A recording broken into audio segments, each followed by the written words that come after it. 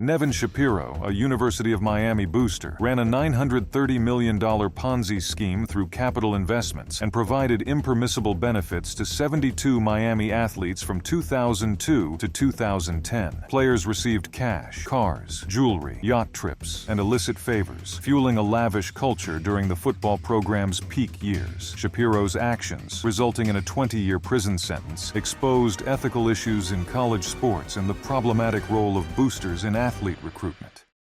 Mr. Nevin Shapiro, thank you for having me in your home. My pleasure.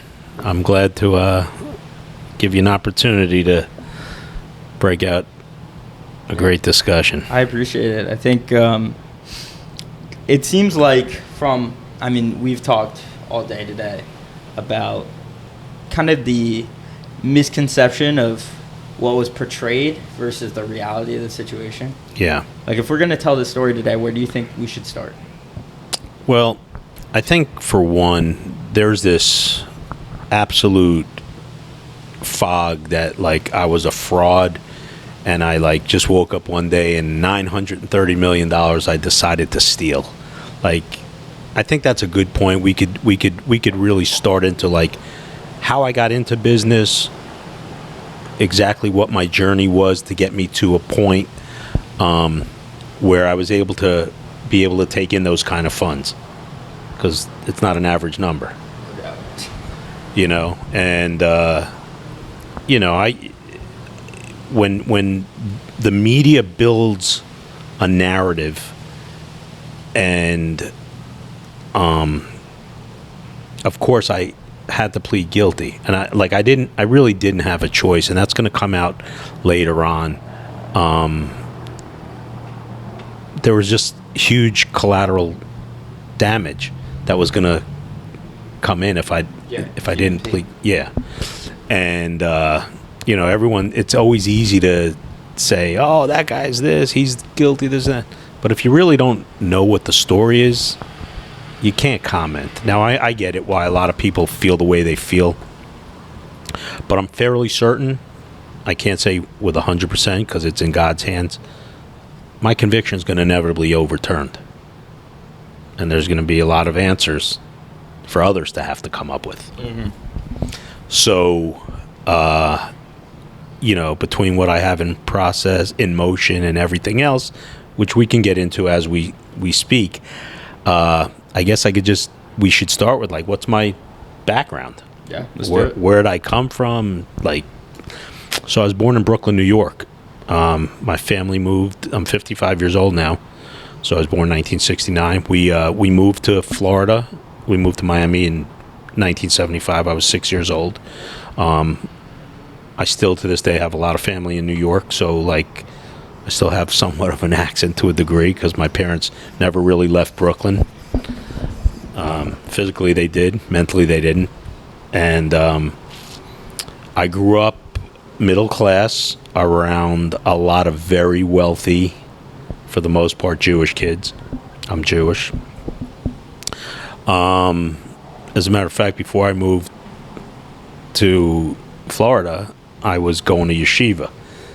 So I was actually being raised very, very, not orthodox, but very close to orthodox. Very different from the Miami life that you ended up with. Yeah. I mean, I think that had a lot to do with how I turned out, per se. But anyway, so I went to Miami Beach Senior High School. I graduated in 1986, and then I went to the University of South Florida for college. I didn't graduate. I was probably about 12 credits short, maybe 15 credits short. I don't remember, but I just had enough. And really, I was majoring in criminal justice, but, like, the irony of that is I knew I was never going to use my degree. I was always going to be built for business, whatever it was going to be.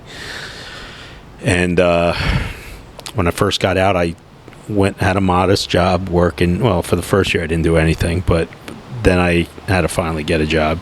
Went to work for a liquor distributor, and then I get an opportunity to get into the grocery diversion business, which is, my stepsisters were in that business and making six figures plus.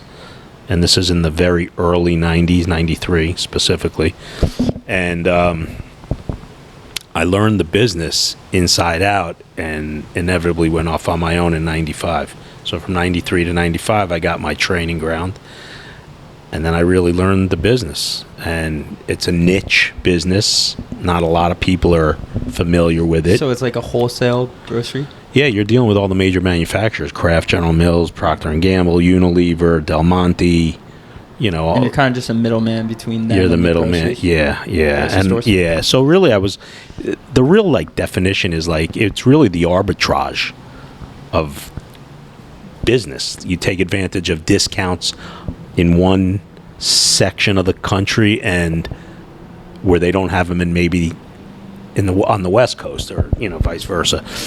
And it's a niche business, and I was making a lot of money. I mean, I was 25 years old making $250,000 a year in the mid 90s. So whatever that inflation number is today, that's what it was. So there's this, you know, misperception, misconception that like I was a fraud and I had no business. And that's absolutely not the truth, because if I was, there's no way that the lenders, not investors, they were lenders. And I can explain that as we move along, but there's no way that they would have put in the kind of money with me if I was full of shit. Like I had real numbers, I had real business, and the real problems started for me, which we'll get into, but the real problem started for me late 2000, early 2008, and there's specific reasons for all that stuff.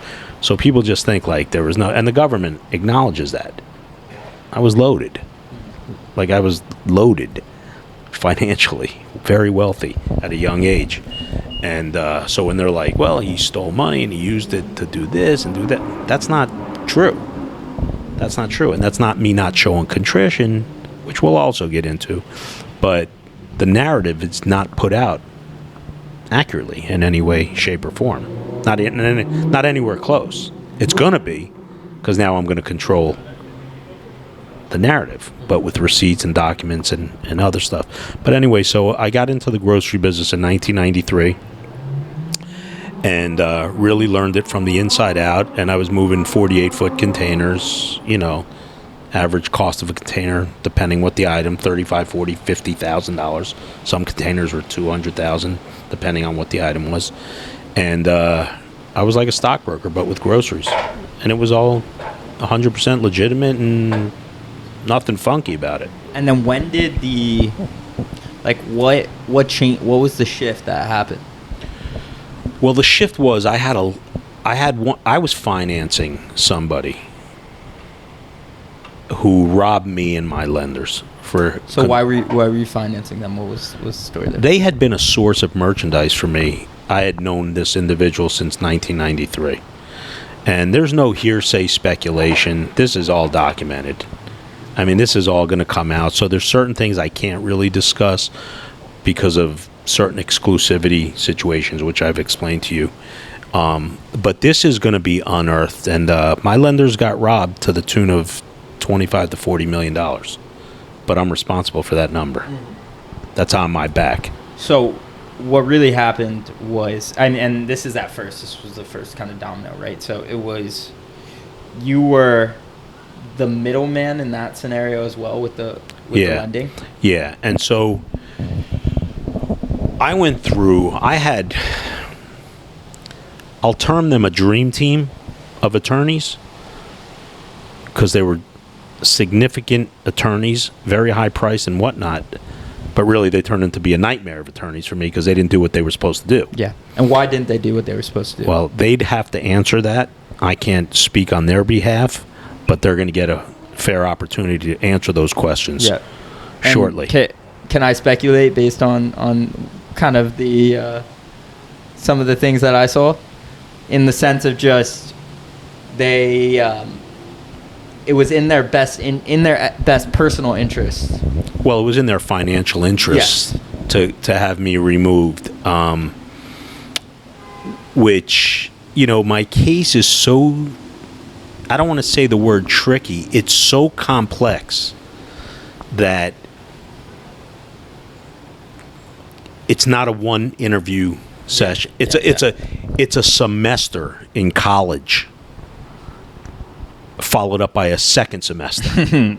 It's that complex. It has some depth to it there. Yeah. And so how did we go from the first deal, where you were lending, where the person got robbed, Yeah, well, to the $930 million? well, supposedly? that's a number that the feds came up with that is based on money through the register, Yep.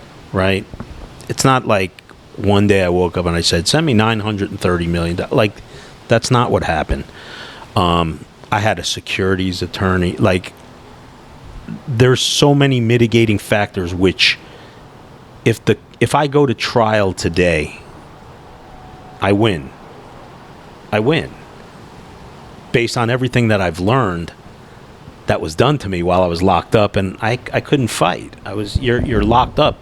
And I'm watching the situation right now with Puffy, and I only mention that because he can't fight from where he is.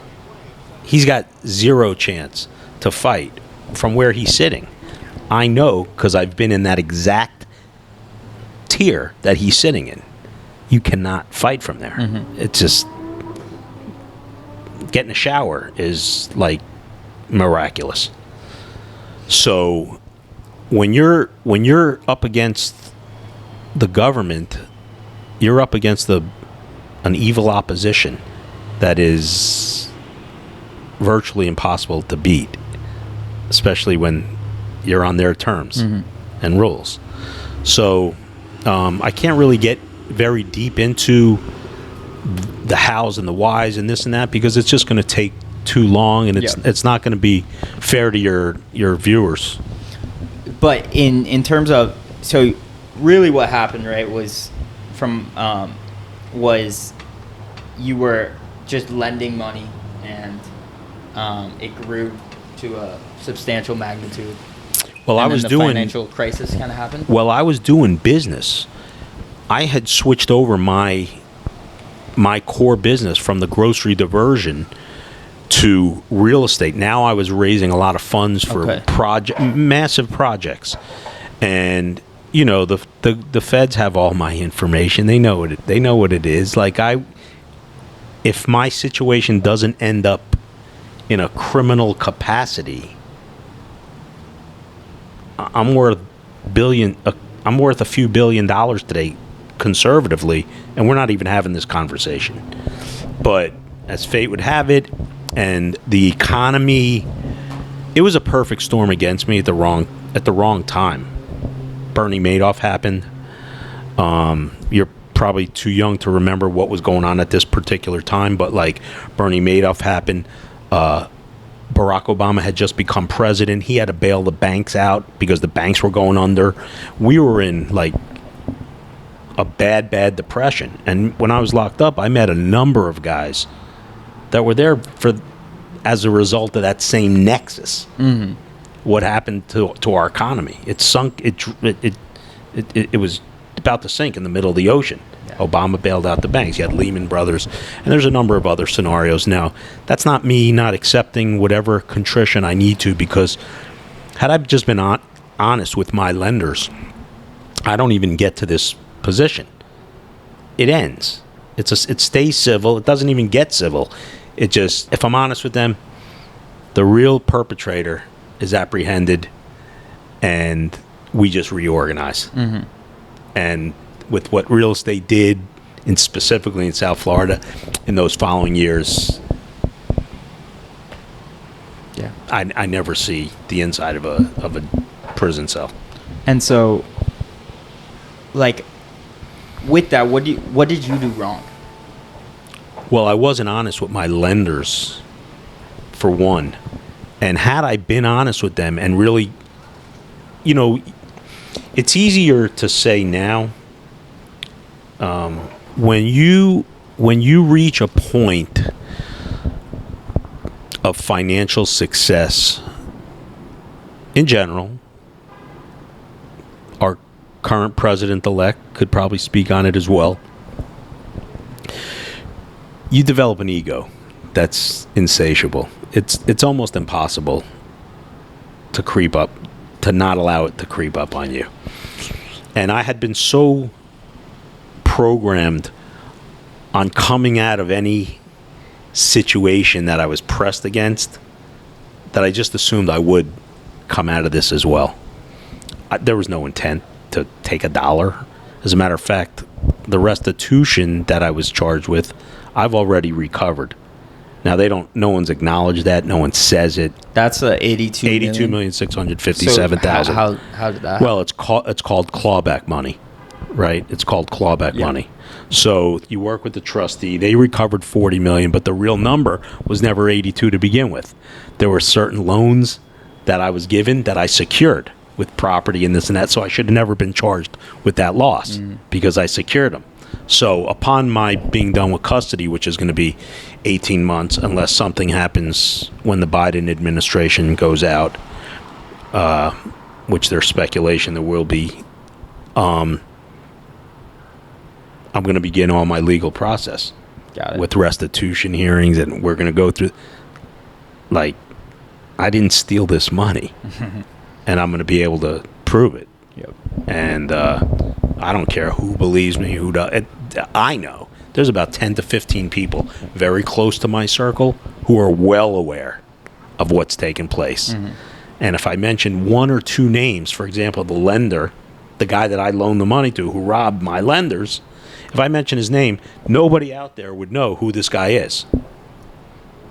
So that's how I know they don't even know about my case. Because this guy is... Big part of your case. Well, he's the core of my case. He went to the feds to get himself out of criminal trouble. And so your private investigator said your money came too fast, too early, and too easy. Too fast, too early, too easy. Yeah. So what did that do to you? You mentioned like the ego. And He's right. I mean, if you follow sports, you look at these kids, they come out, I mean, even now with the NIL. So, like, that's a good example. Like, just take a kid like Shador Sanders. Now, luckily he's got his dad who's on top of him. But, like, how do you pay an 18-year-old kid $7 million or $5 million? Yeah. Like, all right, you're 20, whatever. What are you doing with $5 million if I give it to you right now? I don't even know. You understand? Yeah. So, like, that's the question. You know what I mean? So, like, imagine you're making ridiculous money, but you're doing it so easy. You don't think it'll ever end. So that's why you see a lot of these athletes go broke. It's just a good analogy. What do you do when you have so much so fast? It seems like there's a really weird thing that happens when your money matures much faster than you do. Good one. Accurate. Yeah. Very accurate. And what happened to me, I mean, I can't, he was right, my private investigator, his name's Pat Franklin. He's right. He witnessed it firsthand. It came very easy and it came very fast. I mean, I worked hard. Yeah. Like, I had 15, 16-hour days. Like, don't get it twisted. I worked my ass. Like, I put myself in that position. But inevitably what happens is if you have that type of personality, which I do, the power becomes the drug. It's not even the money. It's the power. Now you're making moves. You're calling shots. You're making decisions for other people in high positions. So the power is really what got to me. He's right about the money. I didn't, But it was the power that really lit the fire under the ego and set things going. Yeah. And, I look back now and, I got I still have some growing to do. Not physically, emotionally. But I see things with a lot greater clarity now than I did certainly 20 years ago. The thrill of it, like, you can watch the 30 for 30 on the U Part 2 or some of the articles that you read and this lifestyle that, you were living. It was it's like some Wolf of Wall Street shit. And, like, did you feel like the thrill was worth it? Was it empty? Like, what was it like during that time? So that's a great question. I told guys in prison, they were always crazy to talk to me about the money. And I really try to make a lot of these guys understand that, I was rich financially. and I was really empty spiritually. And, you know, by the time I was getting out or got out, I was drained of all my assets, but I was rich in ways that I never was before. Do you think you were happier then? I'm happier now. I'm happier now because I know what's important. I see things with great clarity. Your family's everything. I'm an only child. I've watched my parents both age. My dad's going to be 80 in March. My mom's 77 now. She just turned 77. They both had a stroke. I'm an only child. So due to me being in there, I take great responsibility for that. Yeah. And you know, I just see things very, very differently. I just do. Now, I still got that edge to me. If you see me on social media or you this and that, like, I just don't take shit. I never will. Mm-hmm. I'm just not. It's not my DNA. I'm just like, I'm the furthest thing from a pussy. And I don't. You could give your own assessment of me. You've spoken to me a few times and met me. So you could have your own opinion, but like, I'm really a good guy. I'm a nice guy. I take my shirt off my back for anybody. My victims in my case weren't my victims. The government created those 62 victims. So how did that happen? Well, they threw me into involuntary bankruptcy. So they froze all your accounts on purpose. So I had no victims. I had no outstanding liabilities. And the way it went about, and it's all going to come out, and I can't get into the specific details, but that's going to come out. And I know where it's going to head. Yep. I'm going to get exonerated from this. I'm going to get exonerated. And not just because an it was a corrupt conviction. It's going to be an overturned Why do you feel conviction. like it happened? Like, why did the FBI, why did this whole situation even transpire? I could give you a very, very long answer. It's going to bore your audience because they're not going to be able to just jump in and understand who's that, how'd that happen. But it was done very, very tactfully. And the ones that got hurt were the lenders, which I got charged with 62 victims. And I never stopped fighting to get their money back because I didn't steal it. Yeah.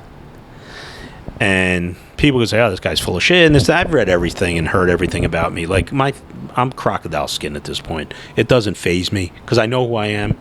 And adversity doesn't change who you are. It reveals who you are.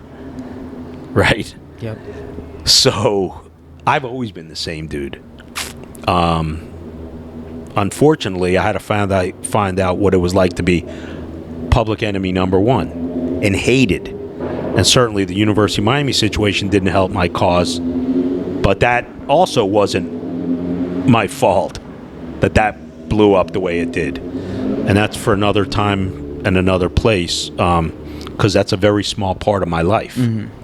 And people get it mistaken that I went away for the University of Miami situation when I went away for what is considered on paper the fourth largest individual crime, financial crime in the U.S.'s history. That's so crazy. And I'm not bragging about it like I won a Nobel Peace Prize. It's not a list I prefer to be on. Of course. And that number is much different as well than the actual number that the number you're charged with. Like I would love to go to trial today in a speedy trial. Because you trial. feel like you have a lot of evidence on your No, side. I don't feel it. I know it. Yeah. Yeah, there's a difference. A feeling's a feeling. Knowing something's different. Like, I know what I know. And the people that are in my circle, they know what I know. Yeah. And like when you hear a story like this, and I think since COVID, people they're much more open-minded to conspiracies, or conspiracies is the wrong word, but they're more aware of the games that go on behind the scenes. Listen, you're standing in front of me. I'm 5'5.5", so I'm not a tall guy. right? Okay, so that seems to be a narrative for people. He's a very small man. I'm 5'5.5". Muggsy Bogues was 5'3", he played in the NBA. If the government told you I was 6'9", you'd believe him probably, right? Because it's the government says it. Or the mainstream media. You're going to believe them. Why wouldn't you? They don't lie. Probably since COVID, some people question the narrative a little bit more, but yeah. Come on. Our president-elect has 34 felonies. He's technically got 33 more than me. I would vote for him. I'm happy as hell he's in. You understand? Because I get it. Mm-hmm. And so does he. Yeah. You know what I mean? And don't make me get up and do my Trump dance. But, like, but you know, yeah, you know what I mean? So, like, you can't fight everyone. Yep. You can't just make people that aren't rational. Mm-hmm. And what credibility do I have? I keep hearing he's a liar. What have I lied about? Ever. You know where I lied? I was dishonest with my lenders. Mm. Had I been honest with them, we're not even having this conversation. Yeah, because if you're honest with them, the accounts never get frozen. Well, that doesn't happen. Yeah. They apprehend the real perpetrator. Uh-huh. And I work out my deal with my one biggest lender or 5 of them. Mm-hmm. We reorganize and we get everyone else out of the way, and we just reorganize. Which is a common theme that happens in real estate. Like, fucking Trump's been like all these guys. Of course. Go through it. Of course. And that's what, and that's where my ego got the better of you. Got the better of me and superseded what would have been a prudent decision. Mm-hmm. And that edge, like, I'm always curious about people's edges because it's like, it's the thing that makes you and the thing that breaks you in some ways, you know? It's the thing that allows you to get into your position, but it's also the thing for a lot of times that's your downfall. Live by the sword, die by the sword. Exactly. Yeah. Like what's your relationship like with your like? Did you feel now? Do you feel like you should? I mean, obviously, it's Monday morning quarterback. I can't take it back. Yeah. You know, when you and you know, and hopefully we're going to talk about some of the things that I'm doing now in a very positive light, because my experience, my story is a real tragedy. I had everything, and I really could have just lived a very comfortable life just on interest, if I decided I didn't even want to work again. And it's tragic in the sense that it didn't have to happen. Mm-hmm. It just didn't have to happen. And the way it went about it, but, you know, God works in his ways, and I'm not like Mr. Spiritual mumbo jumbo and this and that, but like me going away, I grew up. I wish I didn't have to go away, but I grew up and I'm a different person. I'm a much better person, and I see things like God knew that I had to be rescued. Mm-hmm. Like, he gave me a timeout. Did I need 10 years? I probably could have been okay with 5. but it, you know, it really changed me, and for the better. Yeah. I could tell you this, you know, and I still take a lot of grief from some of the people that I speak to before, where they're like, you're still that person. No, I'm not that person.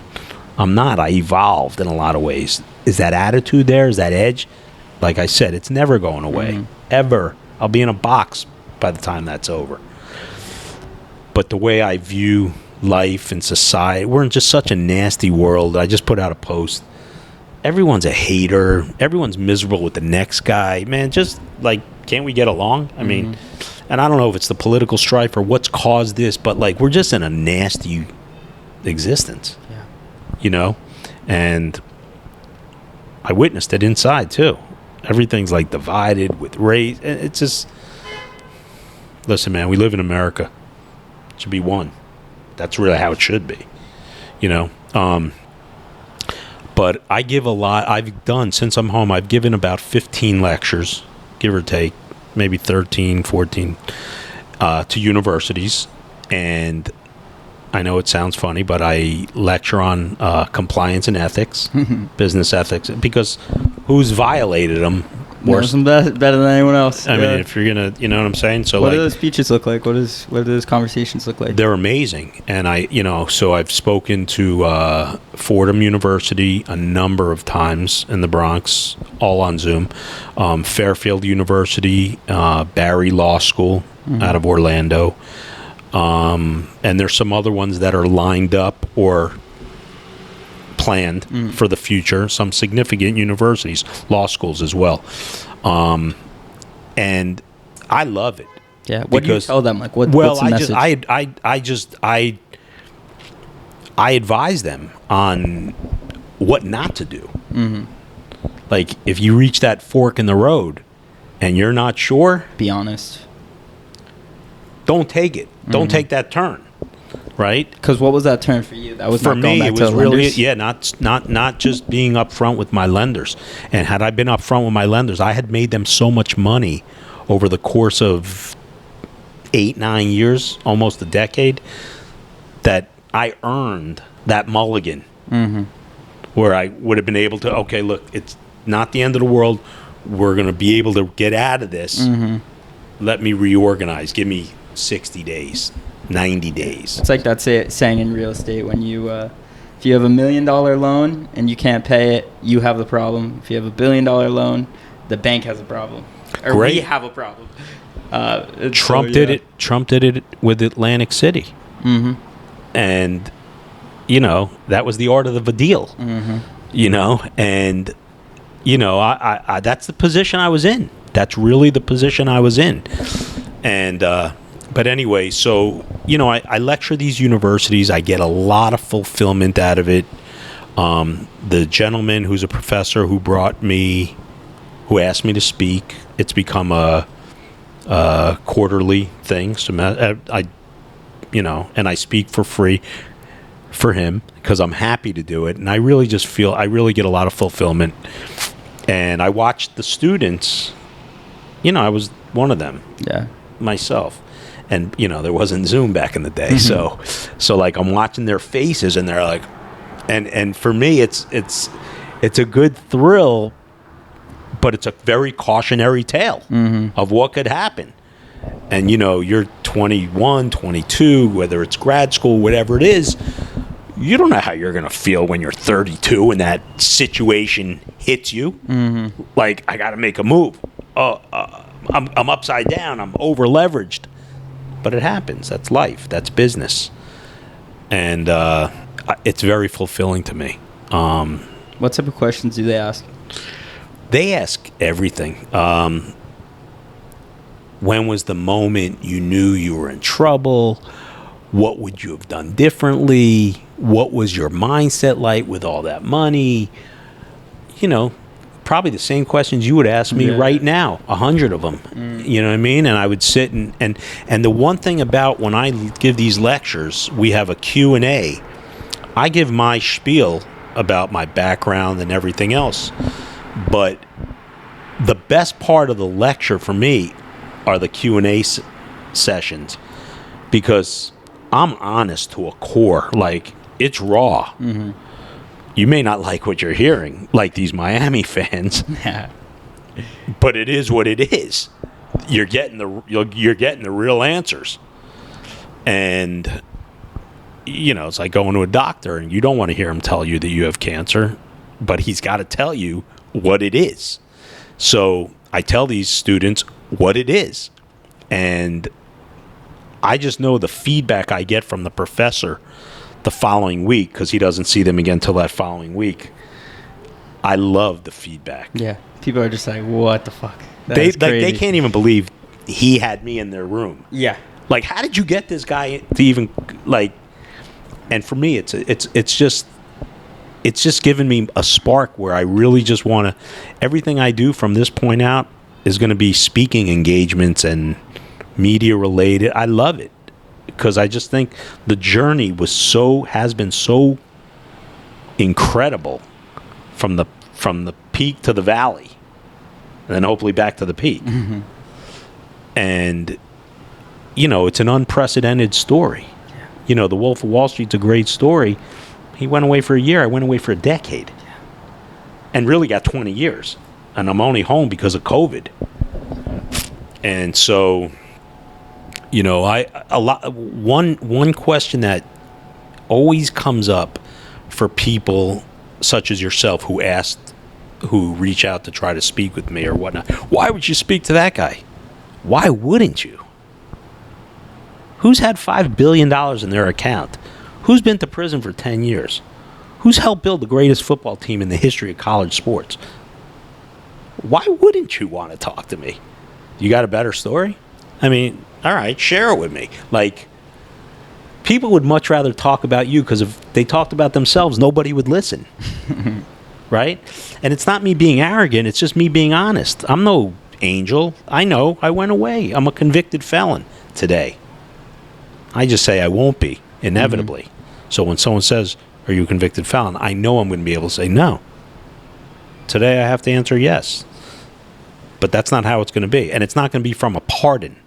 Like, I'm not going to pay my way out of this. I'm going to get overturned because they got it wrong. When you think about the peak and the valley, or the darkest part, what, like, time period wise, what was going on for both of those? We'll start with the peak. Well, the peak is endless, right? How many climaxes can you have in a peak? Every day was a peak. What time period was that? How long did that last? Like, well, it lasted for at least. I mean, I've been wealthy since I'm an adult, so 25 years old. So when did you make your first, like, million? 29 years old, 29. 1998. I made my first million. I remember like it was yesterday. It was Memorial Week, right before Memorial Weekend. I went to Key West with my girlfriend, Murata. And at what point was it? Because that's a pretty fast from $1 million to 100 plus.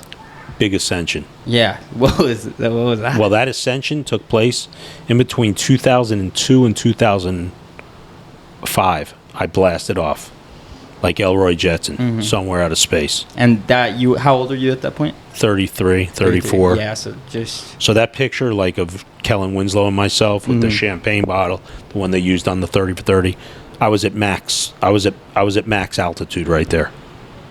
How much were you spending a night? Like, when you just fucking didn't even matter, didn't even care? No. I had American Express Black Card. It just there was no limit. Yeah. And so that lasted like 3-4 years. No, that lasted. I rocked out. I was rocking out before I hit the altitude. So, like, really from 98, I was really always going, to be honest with you. Mid 90s, 95, 96. But then 98, I went to a different, there's levels. Yep. So, like, 98, I was at a level. And that was floor seats at the Heat, hanging out with Shaq. No, that was 2000. That was 2005. So that was further down the road. Yeah. Then I was in a whole different stratosphere. Like, I was 36,000 feet up. And do you look back, like, what emotions come up when you think about that time? Thank God it's over. Yeah. It was too much. It was a lot of pressure, man. I was carrying a lot. I was living 20 lives. I was focusing on shit I shouldn't have. And the truth of the matter is, I got to take my responsibility for my own downfall, because I got corrupted morally. You know, it was a morally fucking dark time. Yeah. You know, I look back now and I have just tremendous regret about who got my time and energy and where it should have been. And that's why I say I'm a different guy now. I'm working right now with a media company called Beyond the Narrative. We do a podcast every week, college football. The boss of that operation, his name is Andy Hernandez. Such a great guy. I did an interview with him a few months ago. That's really how the relationship started. Such a great guy, and his associates are amazing dudes, and I really love doing it. Like, there's nothing else I want to do. Like, this is going to be my platform and my world. I love it. And I'm a natural at it, speaking is nothing to me. There's no fear. I'm not shy. I'm judgment proof. You've been calloused on that one. I'm statement proof. Things don't bother me. But, I work with these guys, and they got a great setup. And I really linked up with some really good guys. Great. And it's an amazing show, man. Like, my college football knowledge is on par with anybody in America. Anybody. Reese Davis, Kirk Herbstreit, Chris Fowler. You name it. I'll go toe-to-toe with anybody and hold my own. I'm not going to say I'm the best commentator of all time, but I'm as knowledgeable as anybody in America when it comes to college football. And that time period when you were like 29, right before that ascent up, that if you were to like now be able to talk to that kid. I love that question. Someone asked me that, not in an interview. Someone asked me that like in just a phone conversation. And I said, man, that's a great question. And so I'll tell you, that's a great question. What would you say to a 30-year-old you? Yeah. Man, slow the fuck down. Where are you going? You're going to get there. Like, where are you going? Man, I was moving so fast. Like, I would do deals. I would do business deals. And let's say I made a $100,000 profit. Or one of my real estate ventures, I'd flip an apartment because the market was just going through the roof in the early mid 2000s before the recession. And so I had apartments sold before I'd even purchased them. So they were flips to flips, and I'm making $300,000 in like as long as it takes to sign. But it was anticlimactic to me because I was already thinking about the next deal. And that's what I mean, slow down. What would you tell the youngers? Man, appreciate the ride. Everybody has the ability to make money. What really makes it great is the journey. That's what really makes it great. And I just had this conversation in the last week or two with the guys I work with at Beyond the Narrative. And I said, you know what? Listen, when you have money, it's great. But the process is so enriching and fulfilling to start something from an acorn and watch it grow. And then you're like, man, that was so much fun. Remember we were at this spot? Remember we were this? And that's what I would do differently. Yeah. I would just slow down and really just smell the roses, man. Like, appreciate the little things. Yeah. I used to live like, I need a Bentley, I need this, I need a Benz, I need that, What do you get next? What do you get next? What do you get next? Doesn't mean shit. It really doesn't mean shit. And I live in Boca, right? So I see the bougiest of the bougie. Right? It's a different level than Miami. Miami's fraudulent and phony, and everyone's faking the funk. There's no faking here. Like, these people are just loaded, right? So I'm like looking out at this restaurant, and there's like 4 Bugattis at the valet stand. The Bentleys are like the poor man on the totem pole. Like, they got to park in the dirt. And it's funny for me. But anyway, like, that stuff used to be impressive to me. But I just know for these people, it's like, who's got the biggest dick in the yard? Like, that's what's really going through their mind. And I'm so far from that. And so when I listen to guys, oh, he's this, he's that, he's that. Man, there's not one person out there that wouldn't love to have lived my life, even with the prison time. That's how over the top it was. What was that prison time like? You know, 'cause you didn't serve. It wasn't a white collar prison that you went to. You went away. That's another misnomer. Listen, you're from Jersey. How would you feel about hanging out in Newark for 17 months? No comment. Yeah. Wouldn't be my favorite. And inside. You got it? Like, oh, yeah. I mean, I'll believe it. Dude, yeah. Strap up. Yep. You know what I mean? So, and your neighbors are Jersey City, Camden, and Patterson. You know what I'm saying? So, like, no fun. You just develop it ain't for everybody. I could tell you that. I don't know one of my friends that could have done one day where I was. But I'm a different breed mentally. Anyway, I'm not. I don't Toughness, grit, that type of thing. Just grit, man. I'm from Yeah, Brooklyn. yeah. Like, I don't see color. I don't give a fuck if you're black, you're white, you're Hispanic. It doesn't matter. It is what it is, man. If you're shit, you're shit. You know what I mean? And so I don't see that, and I never gave off that vibe, and I certainly didn't carry no bougie-ass attitude with me when I went in. And I think that's what a lot of guys... Now, I had my haters, of course, because it was more jealousy, right? And it is what it is. I get it. But I didn't carry myself like I was better then. Because trust me, you get $360 a month to spend on commissary. What makes your $360 any more special than the guy next to you? Nothing. You're wearing the same stupid-ass fucking clothes every day. You look like a dick. You feel like a dick. You feel worthless. And it's a horrible experience. And it's not one that I would recommend for anybody who doesn't like living uncomfortably. Yeah. What'd you do during your time? No, I mean, I played ball hours and hours a day. Just playing basketball? Until I really just couldn't. They put me in the shoe for 6 months, and it like broke my back on a steel rack for 6 months. So I came out. Like when I went to prison. So what's a shoe like? It's solitary housing unit, special housing unit. So you're just locked in a cell for 24 hours a day. You get an hour rec at like 6 in the morning, 6:30 in the morning. And if you don't go, nothing on the weekends, by the way. It's terrible. I mean, you get in touch with yourself. Yeah, I was going to say, it's almost like It's torture. So you get in touch with yourself. Does it, though, become like, by the end of it, or you just like... You know what's funny? Know yourself? You know like, what's funny? When I got done after 6 months, it was like 5 months I did, 5 months and a week, I think. I don't remember the exact time. It was just under 6 months. But when I went in, I was kicking the door, fuck this, fuck that, screaming just because I was nuts, losing my mind. And by the end of it, they're like, Shapiro, you're going back to the yard. I'm like, oh fuck, I don't want to go back to the yard, man. Look, can I just stay here another week or two? Like, I was just so settled into my routine. I was doing like 2,000 push-ups a day.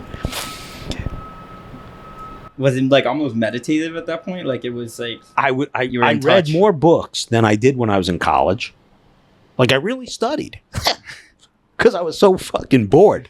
But you know, guys who have been where I've been, they know what I'm talking about. And you just develop a pattern, a routine. And you're just self-disciplined. And it's really fucked up. Yeah, it's like the life of a monk and like more Oh my extreme. God, It's listen. like But let me tell you something. When I got done with that, I crossed over. that was the tipping point. For me, mentally.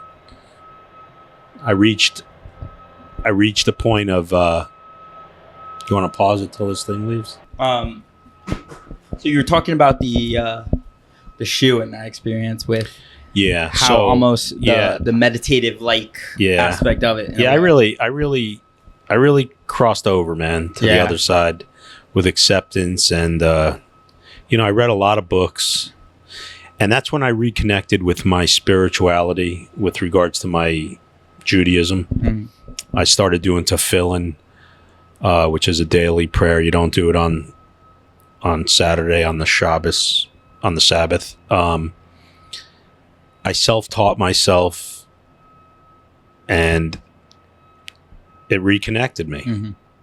And, when you're in a situation like that, not everybody's spiritual, and I really haven't always been very spiritual, but, you've got to look for a higher power, because it's really just you and your thoughts.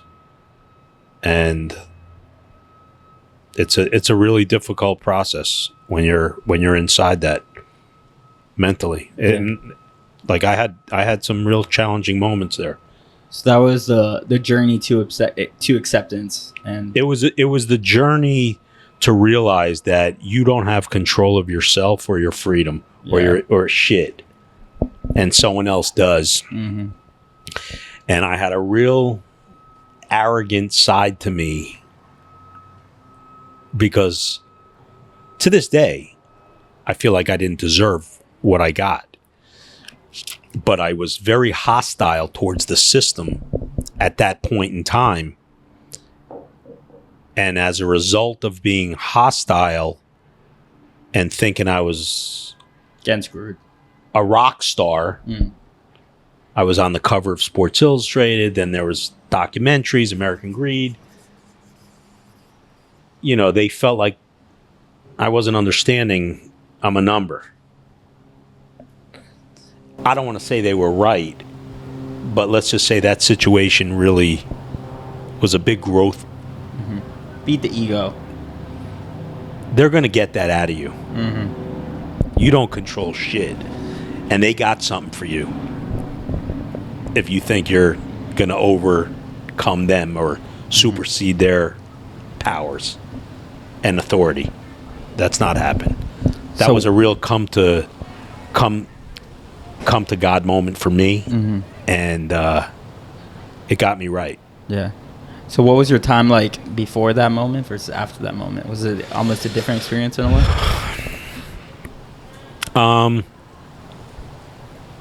Honestly, I was in shock for the first couple of years. I needed something to get me out of the shock.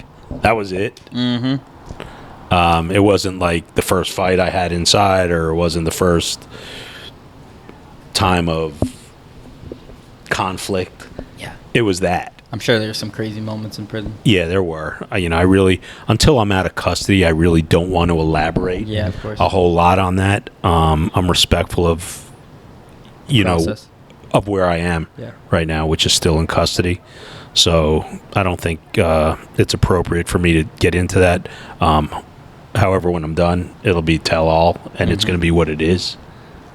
And it'll be time-stamped and documented from others as well. But for right now, I have to defer from those specifics.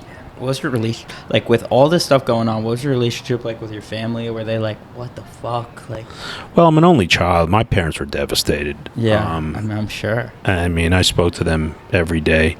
And by the way, when I went to the shoe, they took the phone away from me for a year. Wow. So I couldn't even talk to my parents for a year. For a year. And it's cruel and unusual punishment, honestly. But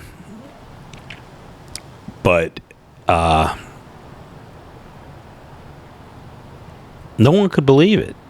My friend, none of my friends could believe it, nor could I. I was in shock. And then when I got out, I was in shock for like 2 years that I was out. What was that like? It was shock. Like it took me 2 years. Did you enjoy it, or was it just weird? I didn't even know I was here. Like surreal, like out of body, floating, like really just weird. I can't explain it. It took me 2 to 3 years to really. It took me at least 2 years. Yeah. I mean, here, I'll give you an example. So I had a lot of cars before I went away, right? Typically, all of them flew. Right? Like the median was my lane. The left median. And so I was never driving slower than 90 ever.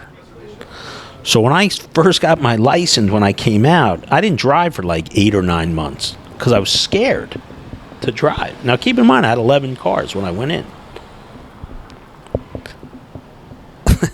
Now I'm driving in the right lane like my grandmother. And I'm like, man, these cars are moving so fast. It was really very surreal. And I'm over it now. Yep. I'm good. But listen, reintegration in society is real. From a human level. Forget. I mean, you didn't have a conversation with someone for 6 months when you were in the shoot. Like, I can't even imagine what that's like. Well, luckily for me, there weren't. One of the wardens said to me, Shapiro, like, who are you talking to, or this and that? And I said, I'm talking to myself, because if I want an intellectual conversation, I have to talk to myself. That's how stupid a lot of the people I was around. So, like getting a hug, man, I didn't get a hug for a decade. so crazy. You know, I mean, I'm a different guy today. Yeah. I'm just a different guy. And I'm very much like a hermit. Not because I'm afraid of anything. I just really appreciate silence now. I didn't even have a TV. My friend came to me because I didn't want one. It wasn't football season, though. But if it was football season, I definitely would have. Football's its own thing. Yeah, you know what I mean? So my friend comes over. He's like, bro, you just moved in here. You don't even have a TV. I go, yeah, I don't want one. He goes, I need to watch TV when I come see you. I said, well, then you could buy a TV and put it up. But I'm like, man, I love the silence. Because you got to understand where I was. I was in the jungle for 10 years. Yo, it's just insanity. So what do I want? Do I want more insanity? No, I really like silence. I like candles. What do you feel like you gained out of the silence, like of connecting with the silence? Connecting with the silence. Like, what do you feel like that peace, man. Peace. Inner peace, man. Yeah, like I light my candles. You could smell it, like my incense. Like I'm like such a natural, organic, like mellow dude until I'm not mellow. But I'm really, really mellow at heart, man. I really just appreciate the minimal things now, and it's the truth. And yeah, there's a brash bravado I have when I speak on my social medias and with regards to possibly getting involved with a football program that just came out, you know, and this and that, because we all need challenges in life. And sometimes you just know you can do something that others maybe can't do, and you feel like you have to take on that challenge. But I'm also 55, so I can't do 100 different things. I really want to just do a few things that I really just enjoy, and I want to just reclaim peace that I never had when I was riding high. I never had peace. I never had peace. For people who want to ride high, like, do you think you almost need to touch that to be like, that's not what you need? Or do you think that they should? Good question. You know, I would say it's like our parents. When they give us advice, we're laughing at them. All right, come on, Mom. Come on, Dad. You know, this and that. But the truth of the matter is they really know. But we know everything. I mean, you could be my son based on the age difference. But, like, you probably think, like, I got this. But you really don't, because you got to go through the journey and the experience. And experience makes you wise. And so, you know, I thought I had all the answers, you know, and I didn't. And that's what the older me says to the younger me. Did younger you realize he was unhappy, or was it only after the fact that you were like, fuck, that time was empty? Man, I was so empty. Yeah, you knew it. I felt it. I was really, you know, without, and I would share the story, but like I could share a story about my past relationships and when I really felt empty because I was doing the wrong thing as a man, right? You know, I was drinking my own Kool-Aid, man. And when people are serving it up to you, you're going to take it, you know? And like the celebrities I knew and like, man, that don't mean shit. None of them were there when it really mattered. None of them, you know? And I don't hate on them, you know? You hear felon, you hear what? Fuck, I'm not going near that guy. I get it. You know, and but you know, I really feel like I can be a life coach right now, and there's many people in my personal world now. I'd say 6, 7, 8, 9 people, less than 10, that really matter to me and look up to my conversations like what we're having right now, because I just keep it so real. you know, and anyone could say anything they want about me, and I can't control that. But my life was an insane ride, and it's not past tense like I'm dead, but that life is behind me. Mm-hmm. And am I happy I went through it? You know, only God knows what you're supposed to go through. I don't know. I could just tell you one thing. I'm not, like, if I died today, I lived a life, you know, and my heart's in a good place. I've always had a good heart. I'm a sensitive guy. You know, I respect my elderly. I love pets. I'm respectful to women. You know, like I do the right things. You know, I just, you know, if you challenge me, I got like that Napoleon edge, and I'm just fucking nasty. Like, that's it. You know, and does it make me a bad guy? No, it just makes me who I am. Human. That quote, the youth is wasted on the young, it comes to mind. It's an interesting one. It seems like it holds true. You know, in your craft with doing these interviews, I'm sure you come across a lot of different personalities and storylines.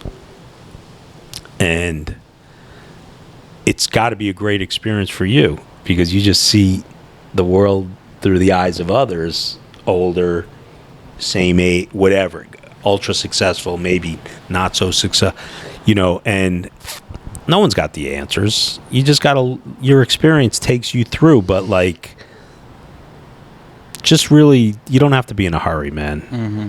Like, it's a great piece of advice, because you just don't have to be in a hurry. Because everything else, like with the phones and society, it programs you into wanting that hurry, or feeling like you need to be in here. that hurry. I mean, I'm going to tell you. So, and I don't care who hears this. So, I was never really on Instagram. I purposely just didn't want people following. Like, I needed to be alone and just touch the ground. So I had like 3 or 4 followers, 5 followers, and they were like people that I know my whole life, and I would very rarely talk. So all of a sudden, these guys start doing my social media. Next thing you know, I got 1,000 followers, and some guy makes a comment to me, "Oh, why should I take you serious? You got 2,000 followers." And I'm thinking to myself, is that how you're judged? On how many?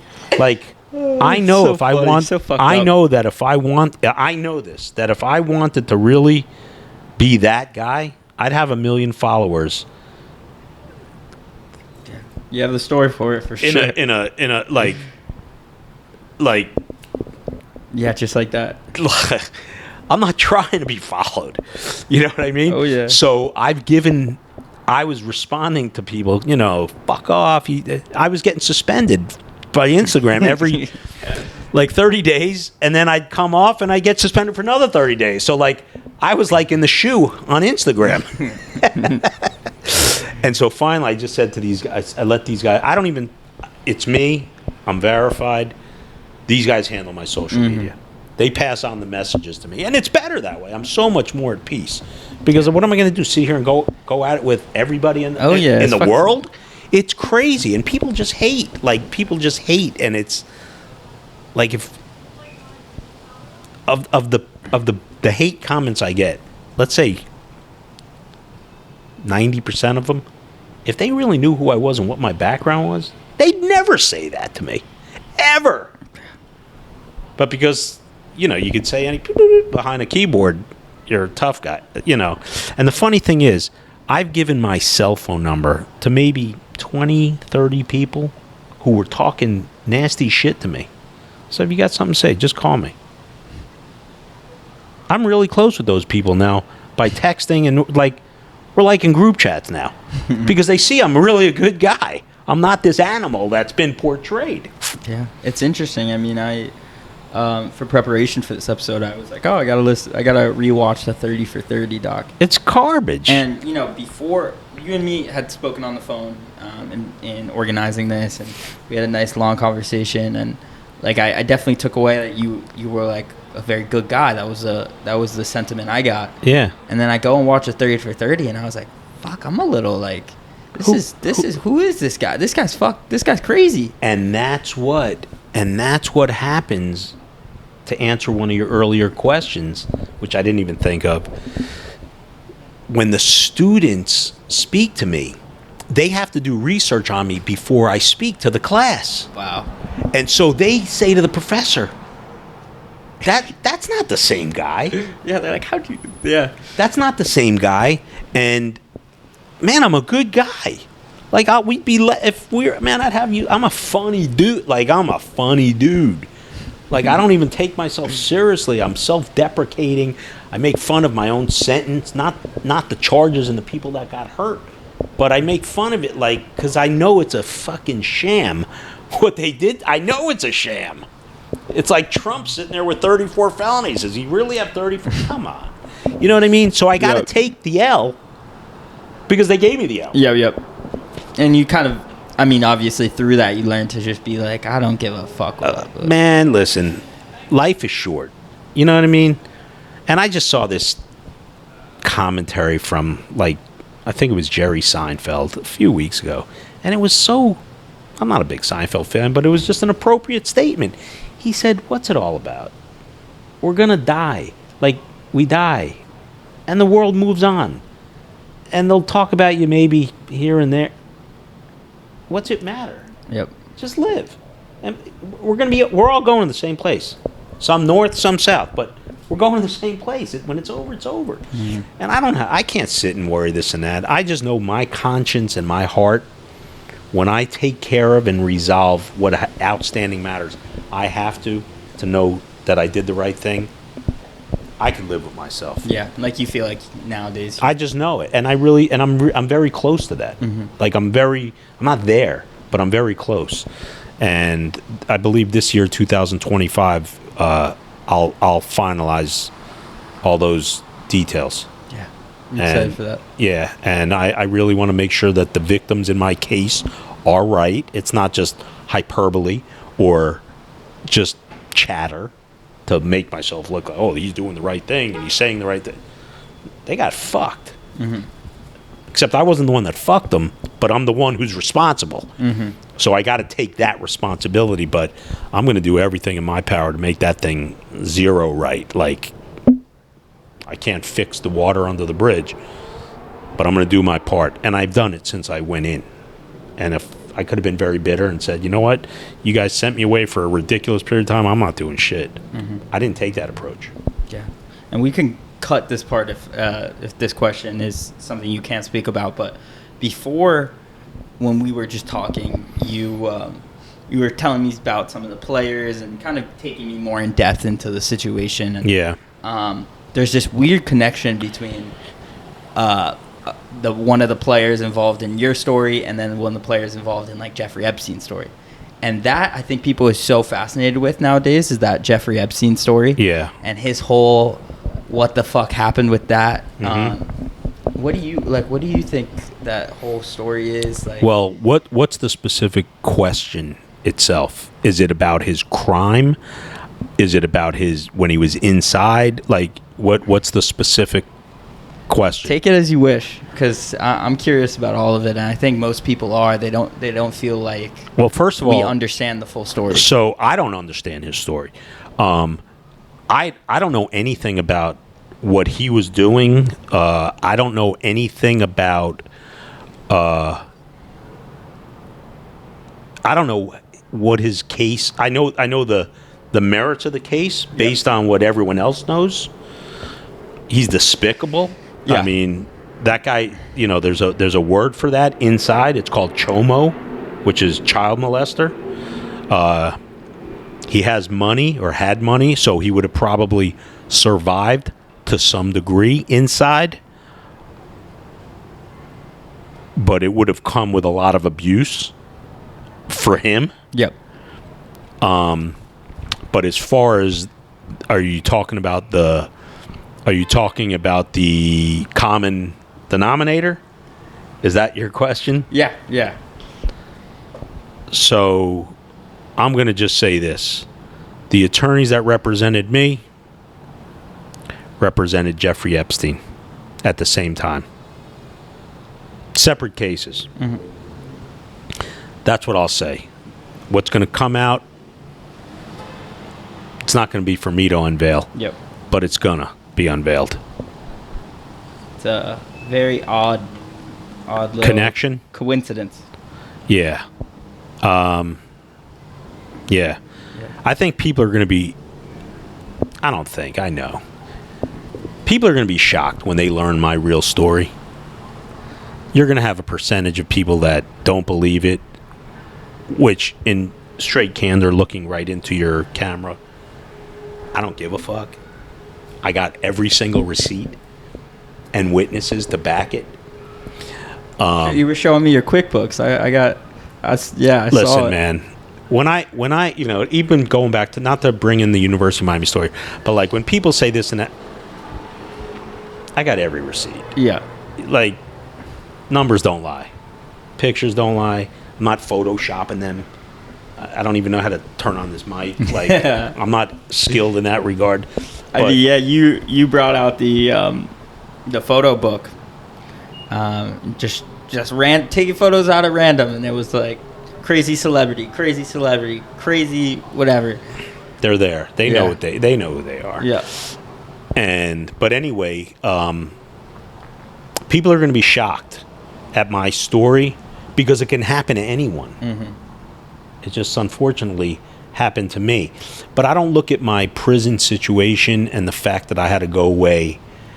Like, I don't let it eat me as a cancer. The part that eats me is who got away with the injustice, which is what I'm focused on once this ends. Mm-hmm.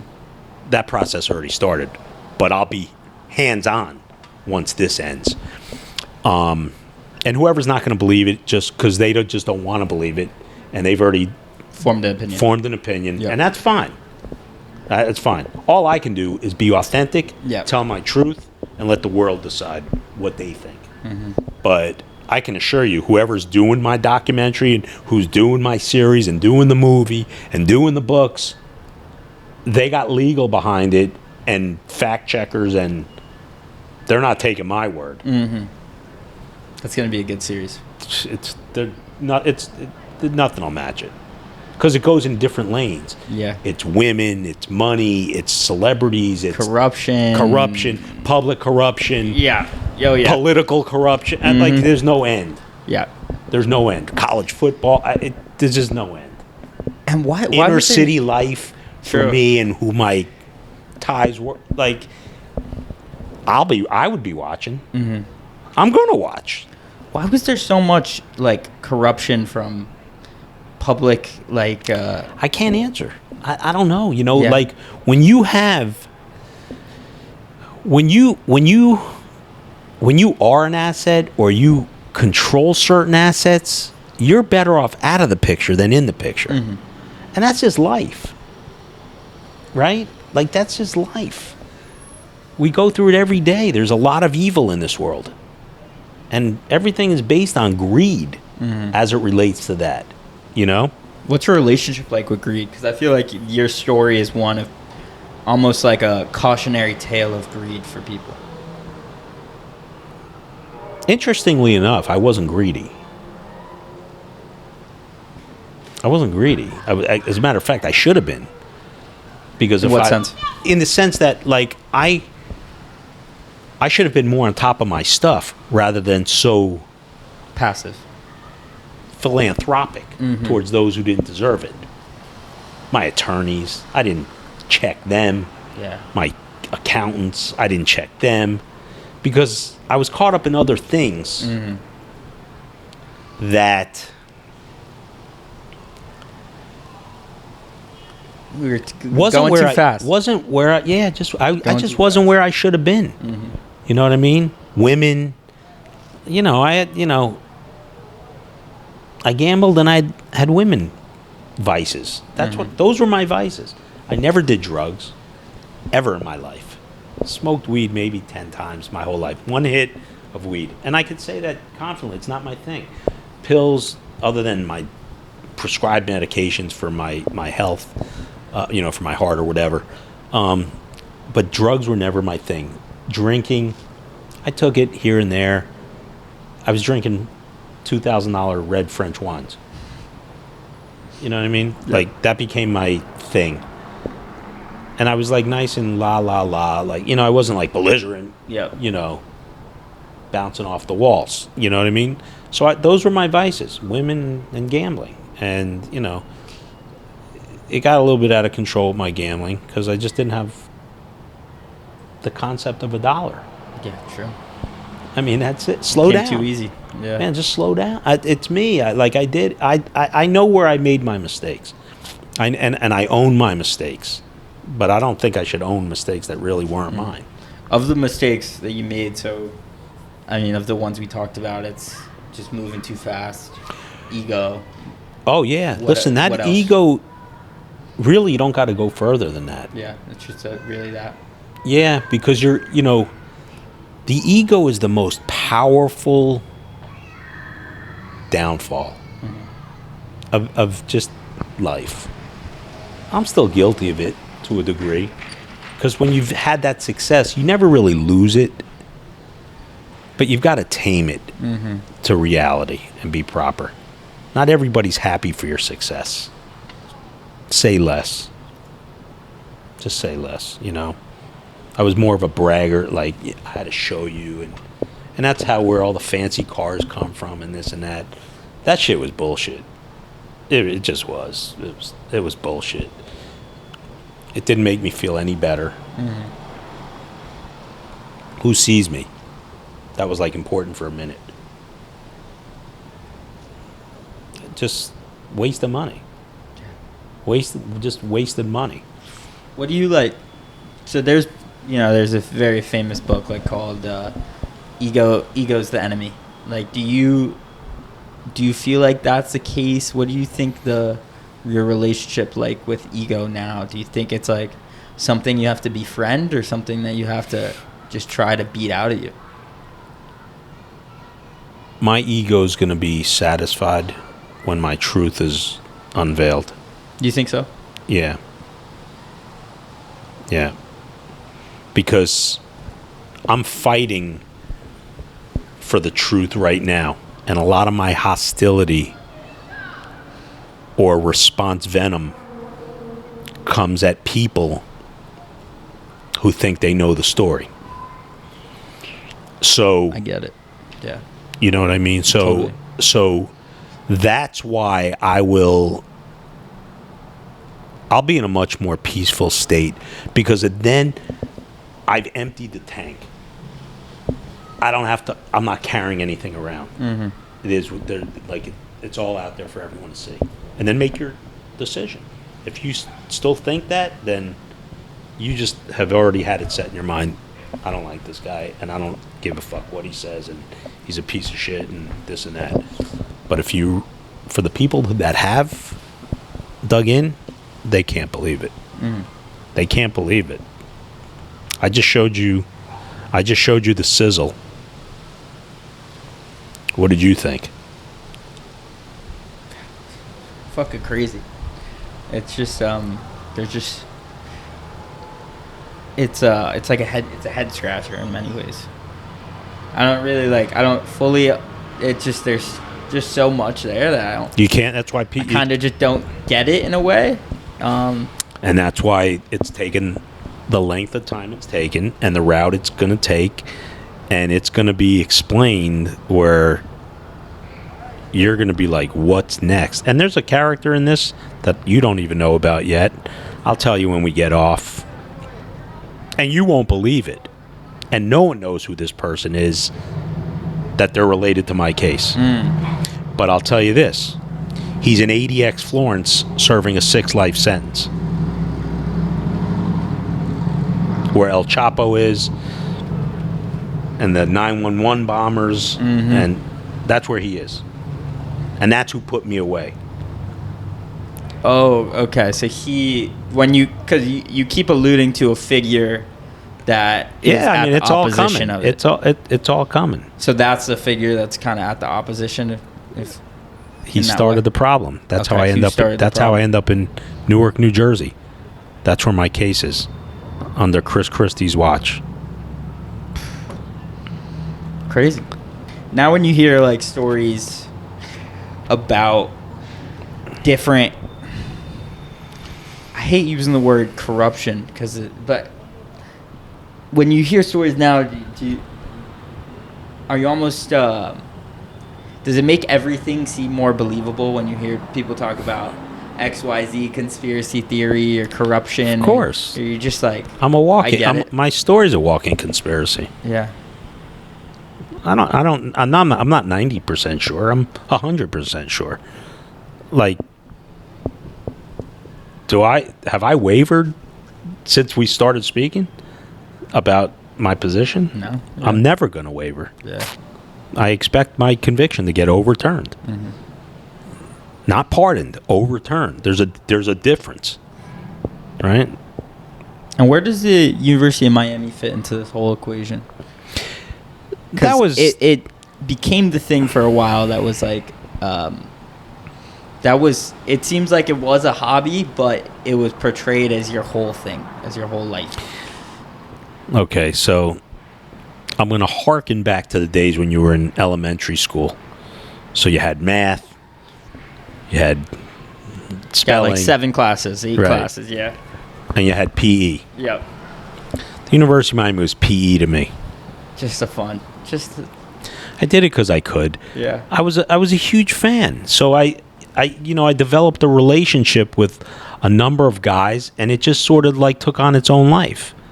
It wasn't with intent to, like, everyone's like, this guy was a jock sniffer and a groupie.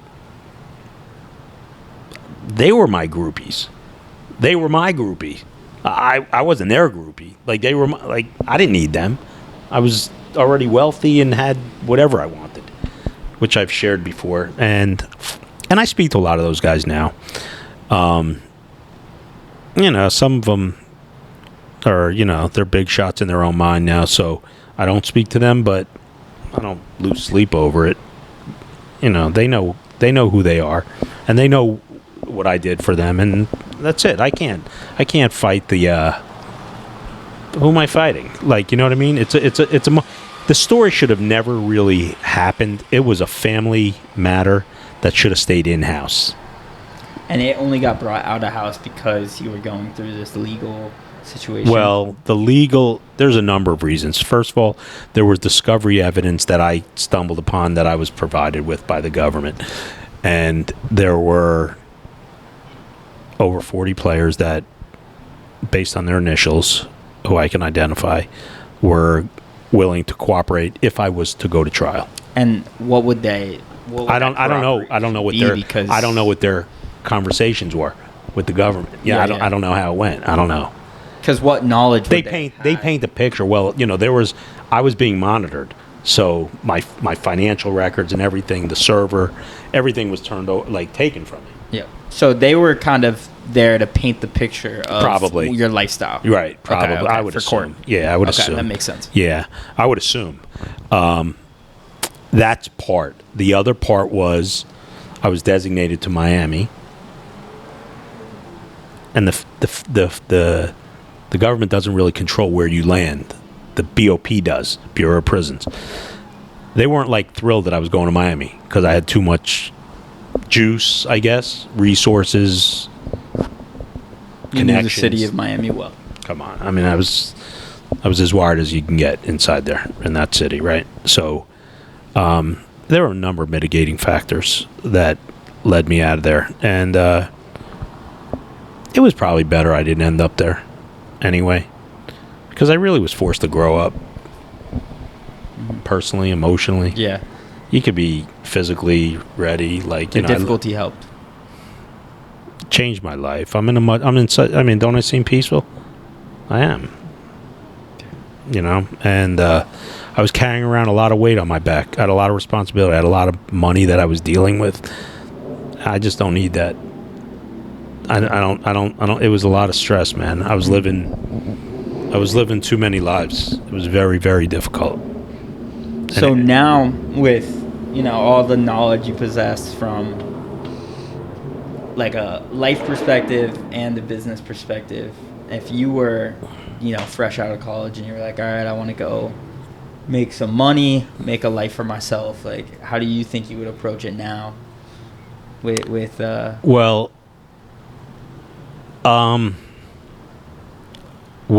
the media world is different now than when I was younger. Mm-hmm. And like what you're doing, I love. Like that's why I decided to give you this opportunity to speak. I have not spoken with a lot of people purposely, and I think this is a great, man. If you could perfect it and find your right niche, what's better than doing this? Oh, it's beautiful. What's Talk better? about peacefulness. I mean, the conversation. It's what's better? Yeah. You know what I mean? And that's what I would be doing. And I do this college football, like I mentioned. Yep. I do this college football podcast, and for me, it's just so liberating and fun, and it's awesome. And we're really good. Like we're good, man. Like I put my knowledge up against anybody, and I get inside information too. So I'm like bringing you the gossip with it. Yeah, you sent me a video from Pac-Man Jones's podcast where he was introducing you, and that was a fun introduction to watch. Where he was like, he was describing some of the fun times you guys had back in the day. Yeah, he's another one that's misunderstood. Yeah, really good dude, man. And for those that don't know, NFL player, former NFL player, is he a Hall of Famer? Pac-Man? I don't think so. If not close to it. I mean, he has Hall of Fame talent, but he was, he had some off-field issues and moved around a little bit. He gets my vote. He's definitely, he's not a big guy, so that's a big boy's game, and he's not a big dude, tough as nails, and good kid, man. Always loved him. Yeah. Sweet. Well, Nevin, anything that we haven't talked about that we'd be remiss if we didn't cover? I think we really, hit the nail on the head, man. I agree. To be honest with you, and I'm going to show the world my other side. I'm a sweetheart of a guy. The brashness and all the bravado and the hooting and hollering and all that stuff. That's a narrative. You know what I mean? And you look how Mike Tyson used to be, and now look how he is. He was a figure that came to mind a few times during this conversation. Just in my mind, thinking about his journey. I watched him go from like gladiator animal to just, like more peaceful guy. I'm a really big fan of his now, more so than even before. And I think there's a lot of similarities. Mm-hmm. And I think there's a lot of similarities between me and our president-elect as well, misunderstood and otherwise. And, I'm not the judge, man. He's the judge. And I'm going to just tell my story. It's going to be told. And everyone can make their own judgment call and form their own opinion based on facts. Yep. Not on mainstream media or government propaganda. And that's all I'll say. I'm not going to sit here and say I'm an innocent guy. I'm just going to say I'm not that guy. And that's it. Yeah, no, I think we pretty much covered the gamut.